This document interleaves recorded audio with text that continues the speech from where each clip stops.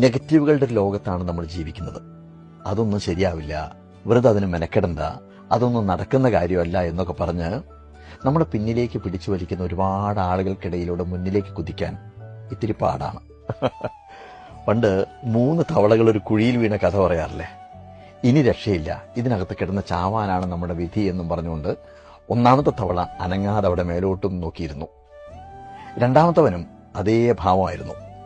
കരയ്ക്ക് കയറാൻ ഒരു വഴിയുമില്ലെന്നും പറഞ്ഞുകൊണ്ട് അവനും അവിടെ തന്നെ തകർന്നിരുന്നു.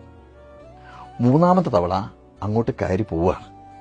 അപ്പോ 1ാമത്തെയും 2ാമത്തെയും തവളകൾ ഇങ്ങനെ വിളിച്ചു പറഞ്ഞുകൊണ്ടിരിക്കുകയാണ്, നടക്കില്ല, നീ അവിടെ എത്തില്ല എന്നൊക്കെ. പക്ഷെ 3ാമൻ കരയ്ക്ക് അങ്ങോട്ട് കയറിപ്പോയി. എന്താ കാര്യം? അവൻ ബധിരനായിരുന്നു, കേൾക്കാൻ പറ്റില്ലായിരുന്നു. കഥയിലെ പൊരുളിതാണ്, നെഗറ്റീവുകൾക്ക് ചെവി കൊടുക്കാതിരിക്കുക, മുന്നോട്ട് കൊതിക്കുക, നമ്മൾ ലക്ഷ്യത്തിലേക്ക് എത്തിയിരിക്കും.